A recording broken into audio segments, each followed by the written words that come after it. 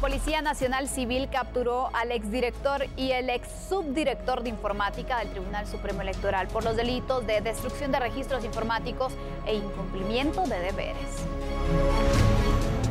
Por medio de 2 allanamientos realizados en Santa Catarina Pinula y Villa Canales, se pudo lograr la captura de Gustavo Adolfo Castillo González, exdirector de informática del Tribunal Supremo Electoral, y Beni Obdulio Román Chanquín, ex subdirector de la misma dependencia.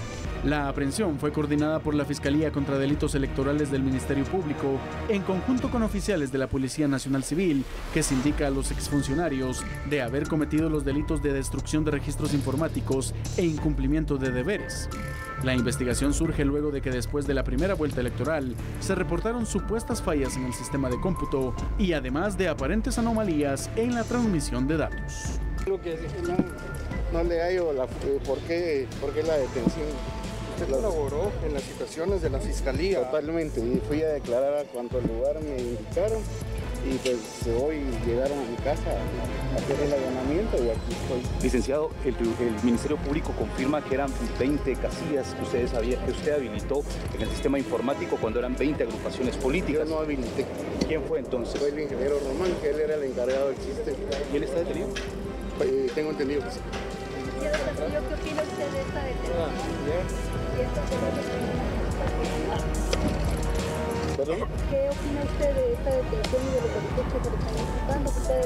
Pues obviamente no estoy de acuerdo, ¿verdad? Porque siempre se colaboró y no hay, pienso que no está tipificado ningún delito en mi contra porque no hice nada fuera de la ley.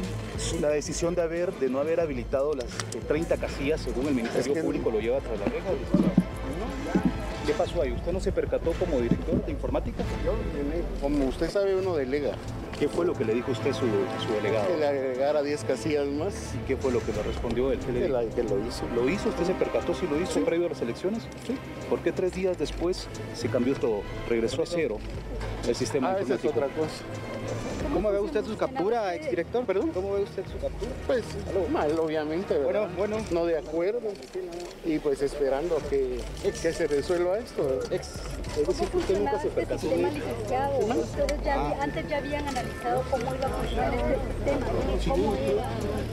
¿Había alguna dificultad para ustedes para implementarlo? Quien no se percató de que no había sido bien hecho el trabajo fue el ingeniero Román. ¿Cuánto tiempo tenía usted? Pero usted como director, ¿usted no se percató como director? ¿Usted no se percató de esa anomalía? No, yo pedí... Los magistrados no se percataron de esa anomalía. Eso sí no lo puedo contestar porque lo ignoro.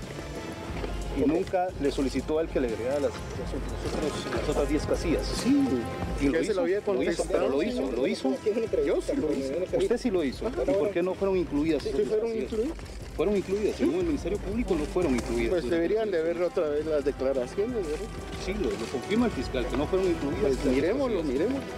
Él lo confirma. Pues yo quiero ver lo que confirma. Y es por ello que ustedes 3 días después regresaron a cero. No regresamos a cero nunca. Nunca ocurrió eso. Para dar a conocer que se habilitaron esas 10 casillas que se como solicitaban. director de informática del Tribunal Supremo Electoral en relación a los señalamientos que se habilitaron esas 10 casillas que se solicitaban. De hecho, el Ministerio Público tiene las pruebas de cómo estaba la base de datos antes del evento y cómo resultó después cuando nos dimos cuenta del problema. ¿Qué pasó cuando ustedes se percataron del problema? Pues le avisamos al señor presidente del tribunal, contándole qué había sucedido. Y lo único que me dijo es que se aliviaba porque no había fraude. ¿Y eso fue después o antes de las elecciones que usted le notificó? Después, si hubiera sido antes, no hubiera pasado nada. Muy bien, en relación al delito que se le imputa de destrucción de registros estadísticos. Luego de estas 2 capturas, las autoridades del Ministerio Público se refirieron a las investigaciones realizadas por la Fiscalía de Delitos Electorales. Luego de conocer el sistema fallido en la primera vuelta electoral, se dio una serie de investigaciones para conocer las responsabilidades y las personas vinculadas precisamente a esa distorsión de datos que reveló precisamente y de alguna manera pues también otorgó cargos públicos en relación al ingreso, procesamiento de datos del Tribunal Supremo Electoral. Está con nosotros el fiscal Rafael Curuchiche de la Fiscalía de Delitos Electorales del Ministerio Público, a quien le consultamos qué detalles, todo el proceso que llevó esta investigación para posteriormente llegar a las capturas hoy del exdirector y ex subdirector del Departamento de Informática del Tribunal Supremo Electoral. Se investigaron hechos y esa relación de hechos nos permitió establecer la participación o no de algunas personas. La Fiscalía, luego de hacer el análisis correspondiente, determinó que en el caso de la persona que desempeñaba el cargo de director de la Dirección de Informática del Tribunal Supremo Electoral y del subdirector de la Dirección de Informática, la Fiscalía concluye, derivado de esa investigación, que hay indicios racionales suficientes que se consideran que estas personas pudieron incurrir en los delitos de destrucción de registros informáticos y el delito de incumplimiento de funciones. La Fiscalía considera, como indiqué en su momento, derivado de esas investigaciones, en su momento se solicitaron diligencias de allanamiento en la sede de la Dirección de Informática a obtener una copia del backup. Y lo interesante de esto, Axel, es de que en la información que tuvimos del backup venían dos tipos de información. Un backup vacío, donde estaba hasta las 18 horas del día 16 de junio. Esa información no contenía nada. Regresamos nosotros y determinamos de que hasta el día 26 de junio ya estaban digitalizadas las actas del documento denominado documento número 4, que es el acta final de cierre y escrutinio, que es el que suscriben los miembros de la Junta Receptora de Votos. Y llegamos a la conclusión de que, y derivado de otras declaraciones testimoniales, de que en su momento, tanto el director como el subdirector tuvieron la obligación de tomar las acciones para que esto no sucediera. ¿El por qué el incumplimiento de deberes? Porque yo, en mi calidad de funcionario de empleado público, tenía esa obligación, ese deber de garante que nosotros le llamamos, de prever esas situaciones. Y a ellos les trasladan esa información con suficiente tiempo. Y no se previó esa situación. Por lo tanto, nosotros concluimos de que estas dos personas, de acuerdo a las diligencias de investigación, podrían haber incurrido en ese ilícito penal. Las diligencias obviamente se siguen desarrollando. Lo importante de esto también es de que nosotros en su momento le solicitamos al Instituto Nacional de Ciencias Forenses que nos practicara este tipo de peritajes. Ellos nos manifestaron que no lo podían hacer. Nosotros entonces acudimos al juez contralor de la investigación y le solicitamos una audiencia para discernir cargos a dos peritos. Un perito del Ministerio Público y un perito de la Contraloría General de Cuentas. Se fijó un plazo y un tiempo para que se llegara esa información. Esa información es la que ya está en poder de nosotros y es la que nos da, lo que nos robustece y da sustento a nuestra investigación penal. Contamos con declaraciones testimoniales, los informes de los peritos y yo estimaría de que sí hay elementos suficientes para poder establecer esa conducta en los delitos ya relacionados, Axel. ¿Qué le podemos decir? Una situación por demás grave. Y es que esto es grave, Sandy, porque estamos hablando de toda aquella serie de errores dentro de lo que fue el sistema informático para estas elecciones, que ahora estamos viendo, se empieza a saber la investigación de oficio del Ministerio Público, los elementos de prueba que ellos dicen tener y obviamente las órdenes de aprehensión. Se veía venir de alguna manera. Por supuesto, pero aparte de esto es un caso sin precedentes, Julio. Nunca antes había sucedido en Guatemala. También otra cosa antes de que iniciemos el análisis con datos para que usted los vea allá en casa. 5 días faltan para las elecciones y está sucediendo esta situación. Entonces sí es un momento coyuntural bastante difícil para nuestro país. Por supuesto, pero ¿qué te parece si pasamos a los datos? Me parece muy bien. 2 fueron los capturados por la Policía Nacional Civil en esta jornada y la Fiscalía contra los delitos electorales del Ministerio Público. Ellos son, como usted lo escuchó, Gustavo Adolfo Castillo González, exdirector de Informática del Tribunal Supremo Electoral, y Beni Obdulio Román Chanquín, que fungía como ex subdirector de Informática de esa institución. Ambos son acusados de 2 delitos: destrucción de registros informáticos e incumplimiento de deberes. Recordemos una cosa, el Tribunal Supremo Electoral ya reconoció que existió errores de programación, yo creo que eso es evidente para todos, ¿no?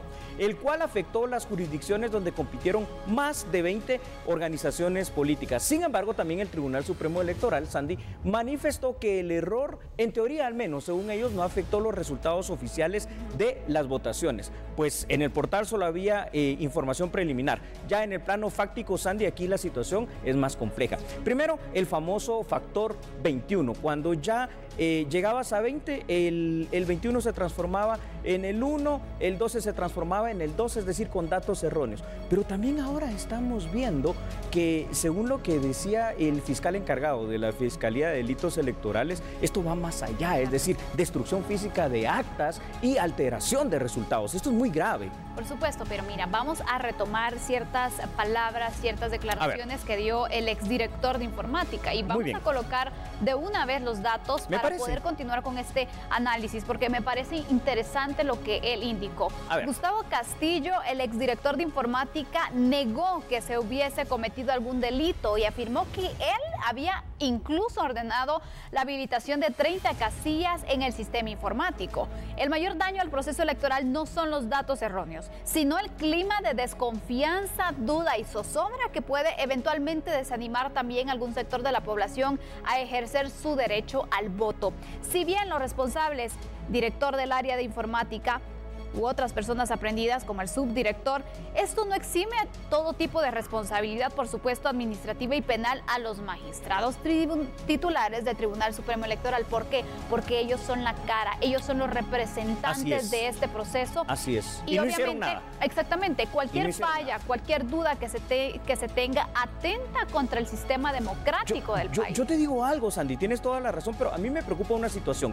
Vimos cómo hay una orden específica del unánime, ¿no?, de la Corte de Constitucionalidad, que les ordenó perentoriamente a los magistrados del Tribunal Supremo Electoral que verificaran, hicieran los cambios necesarios dentro del software para que esta segunda vuelta electoral no presente ningún problema.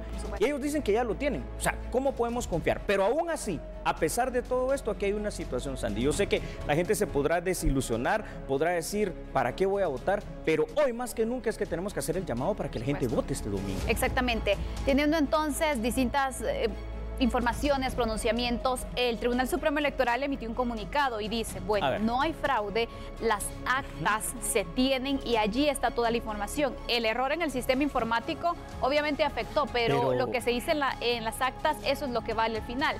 Por su parte, el Ministerio Público, la Fiscalía de Delitos Electorales dicen, tenemos todo el caso fundamentado para poder ordenar las órdenes de captura, por eso se giró también y se solicitó la orden, y obviamente es un caso que se tiene muy bien fundamentado. ¿Cómo tomamos estas dos situaciones? No, esta es una situación que yo en este momento le creo absolutamente al Ministerio Público, ¿verdad? Porque es evidente a todo el público guatemalteco lo que ha pasado en el desorden, porque hay que decirlo así, les guste o no les guste, ha sido un desorden vergonzoso que se ha tenido por parte del Tribunal Supremo Electoral para este proceso eleccionario. Ahora sí, mejor que nunca, sui generis, pero en la parte negativa. Una vez más, como tú decías en otras expresiones que has tenido acá en A la Medida, aquel checklist vamos a empezar a poner, pero todo malo. Solo esperemos que logren salvar lo último, que sería este 11 de agosto, ¿verdad? ¿Qué se espera en los próximos días, Julio? Ahora ya estamos en la cuenta regresiva del proceso electoral de esta segunda vuelta, pero se tiene que quedar ahí la situación, es decir, las capturas podrían quedar allí,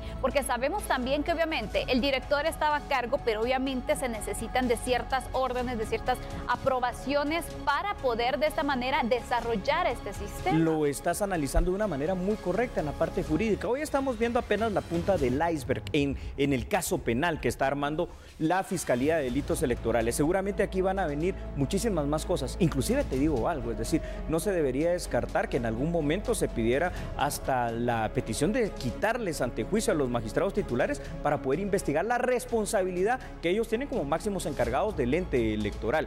Pero eso ya será más adelante. Como sea, hoy tenemos ahí estas capturas que son emblemáticas, que son históricas en el sentido, como tú dijiste, nunca antes había pasado, pero tenemos que empezar a poner orden en nuestro país. Y no lo tiene que hacer nadie más, lo tenemos que hacer nosotros, los guatemaltecos, con nuestras instituciones y muy bien por el Ministerio Público, de decir. Por supuesto, a manera de conclusión, Julio, estas capturas, ¿qué mensaje trasladan a la población y puede o no desanimar para que las personas también vayan este 11 de agosto a la segunda vuelta electoral a votar? Sandy, sí, definitivamente esa es la parte más dramática, ¿no? Porque la gente puede empezar a dudar, a sentirse desilusionada, a sentirse engañada por esta situación en la cual se permite que pasen este tipo de errores, que no sé si llamarle errores, ya el Ministerio Público le está llamando posible comisión de delitos y delitos graves en este sentido.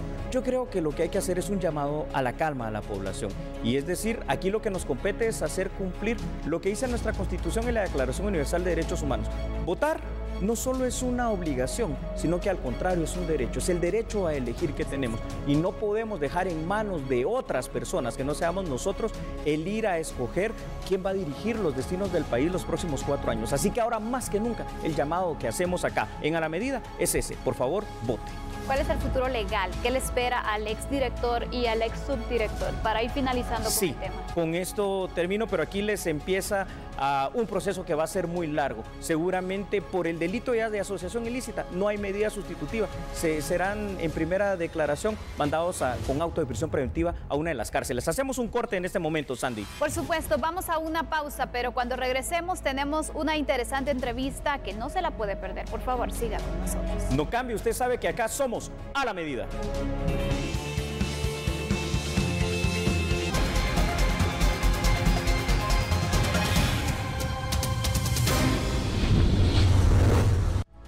Gracias por continuar en sintonía de A la Medida, y como le habíamos dicho precisamente para este segundo bloque, tenemos una entrevista muy interesante y muy importante. ¿Le parece si hacemos una radiografía de lo que es el espectro político y más bien del votante, del comportamiento de aquellas personas que somos los que vamos a elegir este próximo domingo? Y para ello, déjeme presentarle a nuestros 2 analistas políticos invitados. En primera instancia, les presento por favor a Iván Barrantes, analista político, y nos acompaña también en estudio Mauricio Muñoz, también en su calidad de analistas políticos. Gracias por visitarnos, inclusive desde la bella Costa Rica. Bienvenidos a Guatemala.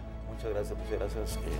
Muchas gracias por invitarnos. Buenas noches para todos. Y de una vez, si gustan, entramos al análisis, que lo importante es que la gente los pueda escuchar a ustedes. A ver, una de las situaciones que aquí en Guatemala siempre nos da una curiosidad el saber y analizar los factores es muy importante. ¿Por qué cualquier candidato que se presenta a la elección presidencial no logra ganar en una primera vuelta electoral? ¿Por qué no se logra la mayoría en Guatemala en primera vuelta electoral? Por favor. Bueno, el primer aspecto que vería yo, después le doy la palabra a Iván, es básico, es la cantidad de partidos políticos. En una elección donde hay 21 partidos políticos, 22, es muy difícil que el elector obtener esa mayoría. Incluso nos está pasando en Costa Rica, en las últimas 2 elecciones se ha ido a segunda ronda porque ya tenemos 14, 15 partidos políticos, y la generación de partidos políticos, para mí, desde mi punto de vista, ha hecho que sea muy difícil ganar en una primera ronda, dando esto otros problemas también que son complicados para los sistemas democráticos. Interesante, habrá más factores, ¿verdad? Seguramente. Sí, bueno, es un patrón en varios lugares de Latinoamérica. A ver. De que la primera vuelta ya no es tan fácil ganar, es en la segunda. Tiene que ver con 3 factores: un poco el desgaste que han tenido las instituciones, partidos políticos, llamémosle. Han perdido credibilidad. Más que credibilidad, hay más competencia, llamémosle. O sea, han surgido partidos nuevos, han surgido liderazgos nuevos. En algunos países se permiten candidaturas independientes, por ejemplo, recién la de Panamá se permitió y Lombana quedó de tercero. Sí. Entonces, eso hace que para una cantidad X de electores, donde antes eran 1, 2, 3 partidos los que eran preponderantes, ahora existan más opciones. La otra es un poco la apatía que el ciudadano poco a poco ha ido adquiriendo hacia la política. Eso se refleja en números de abstención muy altos. Esta última elección era histórica en Guatemala. Una decepción, en abstención, ¿no? 38.5. ¿De abstención? De abstención. Y algo muy interesante, que es mucho más problemático. A ver. De la gente que fue a votar en la primera vuelta, el 13% votó blanco y nulo, casi 600,000 votos. Es el porcentaje más grande de las últimas 6 elecciones en este país, con lo cual el voto válido queda en 4.200.000 aprox, muy poco, con otro gran agravante. Los 2 candidatos que ganan con apenas un 34.2% de ese total voto válido que quedó disponible. Una representatividad bastante baja. Bastante. Aparte también de lo que estamos viendo en las encuestas que estamos haciendo en estos días, ya tenemos 6 semanas de estar trabajando estudios de campo en Guatemala, y proyectamos que la abstención va a ser mucho más alta. ¿Para la segunda vuelta? Para la segunda vuelta. Estaríamos hablando casi de un 48%. ¿verdad? Sí, típicamente son excepciones. Realmente solo la de Costa Rica, la última recuerdo, donde en la segunda vuelta vote más que en la primera. Siempre se vota menos en la segunda vuelta. Con eso que ustedes me están diciendo, quiero aprovechar para hacer otra pregunta, porque ustedes en los años que tienen de ser analistas políticos latinoamericanos, básicamente, y sobre todo el caso centroamericano, y con la experiencia que han adquirido ya aquí en Guatemala, ¿cuál es el comportamiento real del votante guatemalteco? Ustedes me están diciendo esta situación del abstencionismo que nos pone a todos los pelos de punta, pero ¿podrá cambiar esta situación? ¿Por qué nos comportamos así en Guatemala para votar? Eso va por diferentes factores y incluso por los núcleos de edad. El joven, siento yo que vota muy poco porque no tiene una motivación real. Ya hablaremos de eso más adelante, oiga. No hay un candidato que motive, no hay... los jóvenes se ven muy distantes de una clase política ya mayor, digamos. Claro. Y Iván lo sabe, el candidato de los jóvenes era Mulet en la primera ronda. Era Mulet. El candidato de los jóvenes resulta ser una persona entonces bastante veterana. Sí, en la primera vuelta, de acuerdo a nuestros números, que fueron bastante asertivos, tanto que detectamos el fenómeno Mulet, el fenómeno Cabrera, sabíamos que Arzú estaba inflado, que había un empate técnico entre el doctor Yamatei y Sandra Torres y que al final se decidió por una capacidad de ejecución de la candidata de la UNE. El candidato de los jóvenes era Mulet, hombre, 18-29, urbano. Y ahora hablemos a nivel general. Estamos hablando, ya vamos a hablar en el acápite más adelante de los jóvenes, pero el votante en general, ¿por qué se comporta así? Hombres, mujeres, adultos. A ver, ¿por qué esa apatía? Hay un patrón cuando usted toma las últimas 5 elecciones, desde Portillo hasta la fecha. Correcto, veamos. En segunda vuelta termina votando aproximadamente el 80% de la gente que votó en primera vuelta. Primer dato. Y segundo dato, cuando usted suma los votos que obtuvieron primero y segundo lugar en la primera vuelta, en la segunda vuelta no crecen más de 100% con respecto a sus votos originales de primera vuelta. Si yo tomara ese patrón histórico, que es estadística pura y dura del voto real, y lo aplicara a esta elección, estarían votando entre 3.800.000, 4.200.000 personas, no más de eso. Qué interesante. Mauricio, Iván, me permiten que los llame así, sí, ¿verdad? A ver, ustedes me hablaron de 2 situaciones que a mí me preocupan y acá los tengo en las notas: abstencionismo e indecisión del votante, ¿no? Y entonces, ¿qué son los factores de alguna manera que influyen para que esto se dé? Bueno, quiero que me lo cuenten, pero ¿y si también podemos revertir esa situación en Guatemala? A ver, hay 3 niveles de indecisión. A ver, ¿cuáles son? Cuando usted se le pregunta a un potencial votante si va a ir a votar a la elección, ahí le puede decir, no sé. Eso es una indecisión que se termina convirtiendo en abstención. ¿Pero es normal eso? Normal, totalmente normal. Luego, los que dijeron que sí van a votar, usted les pregunta, bueno, usted va a ir a votar, pero usted tiene un candidato definido.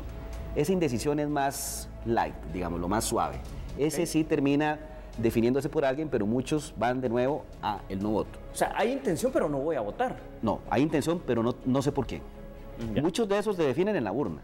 Eso pasa cuando las campañas políticas de ambos candidatos no logran seducir a ese votante que por deber cívico, si realmente quiere votar, quiere un cambio, las razones que quieras, no lo termina seduciendo y termina votando por cualquiera, o no votando, o el peor, que es la indecisión 3, que no se definió nunca y votó nulo y blanco. Y perdió el tiempo. Que pareciera que en esta elección los nulos y blancos están siendo muy preponderantes.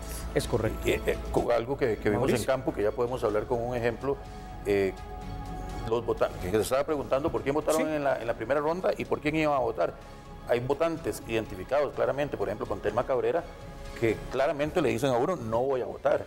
Correcto. Y ese tipo de votante rechaza participar en la segunda ronda, en una gran mayoría. Algo similar está pasando con el votante de Edmund Mulet. Correcto. Sí. Perdón, sí. ¿Qué manda Iván? Esta teoría o mito urbano de que el fulano que apoya al candidato, los votos son casi que en automático para el candidato que se apoya, eso no es cierto. No se da una traslación de votos así. Porque hay un tema de motivaciones. Si yo voté por Telma Cabrera en primera vuelta y ninguno de los otros 2 candidatos se me parecen o se acercan a ese ideal por el cual yo voté, no voto. No hay ninguna razón por la cual votar por ellos, a no ser de que empiecen a dar un discurso diferente.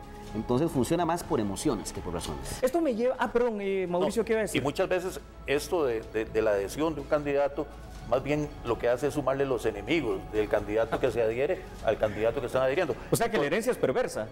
Muy difícil. En Costa Rica, el ejemplo, Fabricio Alvarado recibió adhesión casi de 10 candidatos. Carlos Alvarado únicamente, abiertamente, de 2 de los candidatos.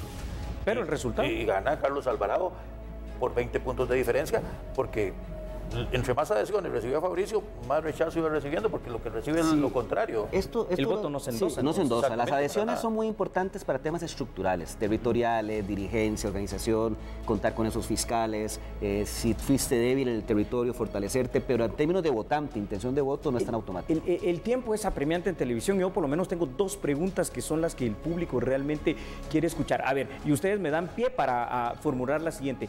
Hay muchas personas que en la primera ronda electoral, en la primera primera vuelta tenían su candidato o candidata definida.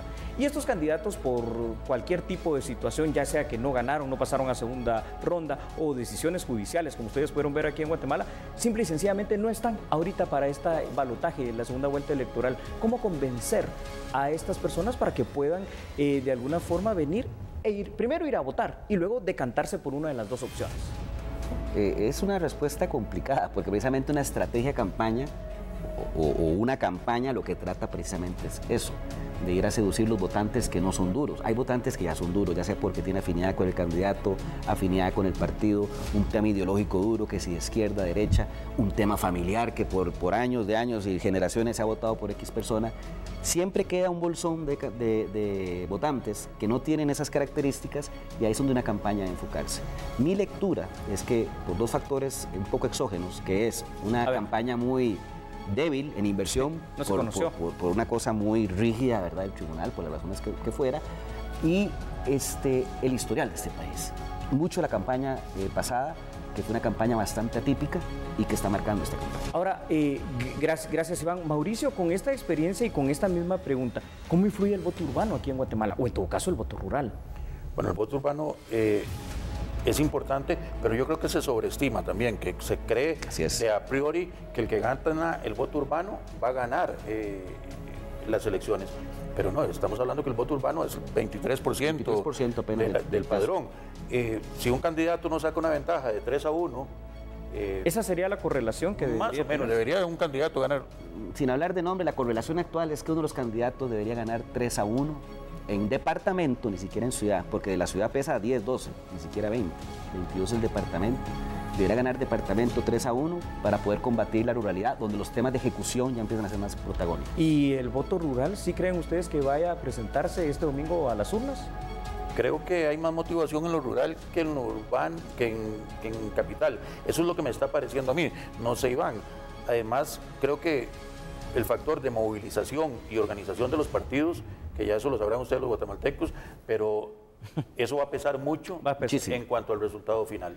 Tengo una última pregunta en función del tiempo. Ustedes hablaron de los jóvenes y estamos hablando que el 33% de la población, al menos en Guatemala, es población joven no mayor de 29 años. Los millennials específicamente, ¿por qué no fueron a votar y cómo convencerlos de que voten? ¿Cómo venir y apasionarlos? ¿O no les interesa el destino de nuestro país? ¿Qué piensan ustedes? Primero, para mí, no hay un candidato que los sedujera. O sea, en Costa Rica tenemos un presidente de 38 años que sea como sea, movió y movilizó la masa joven. En El Salvador, Nayib Bukele también es un candidato muy joven que logró motivar a un sector de juventud esperando un cambio.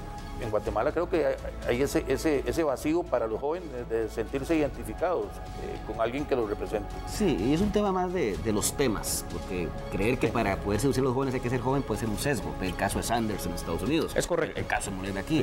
Además, es un tema, ¿qué temas pongo una agenda que sean relevantes para los jóvenes? ¿Qué es relevante para los jóvenes? Tecnología, emprendimiento, porque a mí me interesa emplanillarme, lo que quiero es tener mi propia empresa, facilidades de crédito, facilidades de cumplir mis sueños. ¿Y eso no estuvo presente? Eso no está presente, y es un fenómeno que no está presente en la mayoría de los mercados electorales de Centroamérica. Tenemos prácticamente que hacer un corte, así que en 10-15 segundos, Iván primero, Mauricio después, el mensaje de despedida. Bueno, la verdad es que yo creería que el país, que el ciudadano, votar es una forma de ejercer su derecho, es una forma de decir yo quiero este futuro para mi país, y pues si ese derecho se tiene y se puede ejercer, ¿por qué no hacerlo? Ese sería mi mensaje. Gracias. Para mí lo mismo, es muy importante que el guatemalteco que está inscrito, que puede salir a votar, lo haga, que ejerza ese derecho, es un derecho ciudadano y es la única forma y la más vehemente de protestar, ir a la urna y no quiero esto, y si no lo hacen, después pueden seguir en berreos y otro montón de cuestiones, pero el domingo es la oportunidad de ir a quejarse o a buscar algo diferente. Gracias, Iván, Mauricio, de verdad, gracias. Muy agradecidos por estar acá en A la Medida, y Guatemala siempre será su país también. Gracias. Gracias. Vamos a una breve pausa comercial y volvemos con mi compañera Sandy Monroy.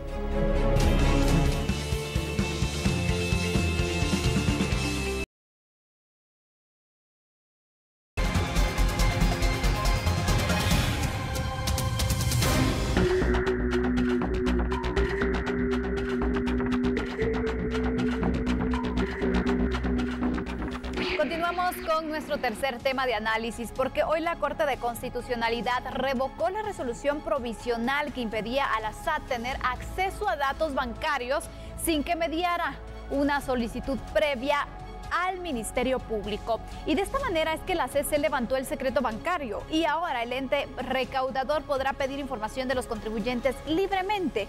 Las autoridades del Ministerio de Finanzas reaccionaron de forma positiva y esperan que la decisión mejore la calificación del país en materia de transparencia fiscal. ¿Cómo ves esta situación, Julio? La verdad que me empieza a asustar algunas situaciones, pero si gustas, antes de entrar a un análisis así rápido, ¿puedo presentar otros datos? ¿Me lo permites? Claro que sí. La Corte de Constitucionalidad, imagínese usted, había suspendido hace un año el inciso C del artículo 30 del Código Tributario. Este artículo permitía a la SAT requerir información sobre los movimientos bancarios, inversiones y activos disponibles. Tal suspensión ahora fue revocada por la propia Corte de Constitucionalidad.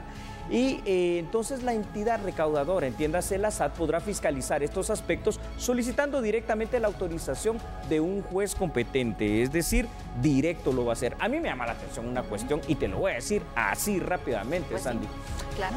El artículo 12, Declaración Universal de Derechos Humanos, dice que hay un derecho que se llama derecho a la privacidad. Tus datos son tus datos, porque son datos muy sensibles, tu dirección, tu nombre, tu familia, tus cuentas bancarias. Claro. Yo no sé si esto de verdad va a venir a ayudar a que recaudemos más o si con esto de verdad vamos a tener más dinero para el fisco o se puede volver una situación perversa. Yo lo veo como un riesgo. Es algo que creo que hay que tener mucho cuidado y me gustaría saber cuáles son esas medidas de seguridad que van a dar también las autoridades de la SAT para el contribuyente que pues se encuentre en la lupa, es decir, en el cual estén investigando su información bancaria para obviamente ellos poder cruzar la información y sobre todo garantizar la seguridad también de su dinero. Eso sería interesante. ¿En manos de quién va a llegar a caer, como tú dices, cómo nos lo va a garantizar la SAT esa información, verdad? Las personas, cuántas cuentas tienen, en qué bancos están, de cuántos montos son, quiénes son sus beneficiarios, todo ello yo creo que es una información bastante sensible. Y vuelvo a preguntar lo mismo, ¿tú crees de verdad, Sandy, que esto vaya a ayudar a que la SAT recaude más? ¿O simplemente es una cuestión para saber, bueno, cuánto dinero tienes, pues? Mira, hay que tomar algo. No sé, no lo sé. En nuestro país se ha dado algo, que echa la ley, echa la trampa. Sí, es decir, quienes están evadiendo, pues posiblemente no van a utilizar el dinero, no lo van a depositar en una cuenta bancaria, van a utilizar otras formas a lo mejor. Y te digo algo, muchos que se dedican al tema de la delincuencia como tal, no bancarizan tampoco sus ganancias, ¿verdad? Y ya cuando lo hacen, pues es a través de otras estratagemas, ¿verdad? Para facilitar el delito de lavado de dinero, que sí no escondemos que es uno de los delitos que se comete aquí en Guatemala. Pero de eso a la evasión fiscal, no lo sé. ¿Sabes por qué, Sandy? Porque a mí lo que llamaba la atención es que no va a haber un ente mediador como lo era el Ministerio Público, que daba al menos cierta garantía o cierta tranquilidad, ¿no? De que se iba a manejar con cierta transparencia esta información. Y creo que es necesario y es sano tener un filtro también. Sí. Lo que se debía de tener es, pues obviamente, mayor coordinación entre las entidades para poder gestionar y agilizar también el proceso, pero dejar libre las cartas también para la SAT, yo no sé qué tan oportuno y qué tan necesario era, Julio, tú me dirás. Yo sobre todo me sorprendo una vez más, Sandy, con lo que tú me estás preguntando, me sorprendo de la Corte de Constitucionalidad, es que primero lo había vedado y ahora le dice, no, sí, sabes que puedes investigar, puedes obtener la información, ya no le tienes que pedir SAT a nadie que sirva de intercesor o que te lo autorice. Entonces, primero no, ahora sí. Y yo vuelvo a pensar en una situación, creo, en mi criterio, Sandy, que se está violentando un derecho humano, el derecho a la privacidad. Vaya, búsquelo de verdad en la Declaración de los Derechos Humanos, es un derecho inherente a la persona. Y por supuesto, la Constitución, ¿qué dice respecto a esta situación? Es decir, ¿es un tema que va de acuerdo a lo que manda nuestra Constitución o es algo inconstitucional?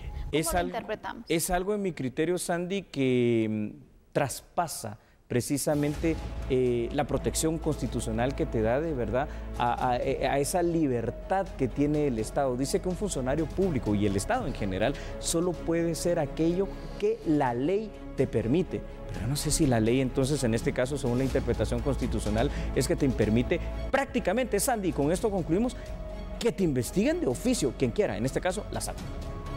Bueno, esto es lo que ha sucedido en cuanto al famoso secreto bancario. Allí está el análisis. Con esta conclusión también vamos a hacer una pausa, pero todavía hay noticias que queremos trasladarle, así que por favor continúen con nosotros.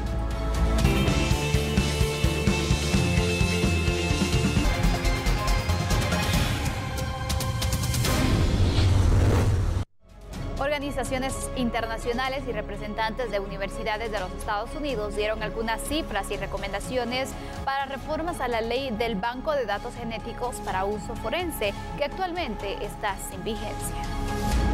La ley del Banco de Datos Genéticos para uso forense se encuentra sin cobrar vigencia luego que la Corte de Constitucionalidad suspendiera de forma provisional uno de sus artículos, por lo que se analiza desde el Congreso de la República y el INACIP la aplicación de una reforma para que la ley aprobada en 2017 tome vigencia y eliminar los vacíos legales. Este miércoles, organizaciones y representantes de la Universidad del Norte de Texas en los Estados Unidos recomendaron ante diputados que para fortalecer la ley se debe implementar la toma de muestras genéticas a personas que sean arrestadas por cualquier delito, lo que ayudaría en un 60% a la resolución de futuros casos de abuso de las víctimas. Estas propuestas serán presentadas ante la mesa técnica que trabaja en las reformas a la ley del Banco de Datos Genéticos para uso forense y ser entregadas al Pleno para su aprobación.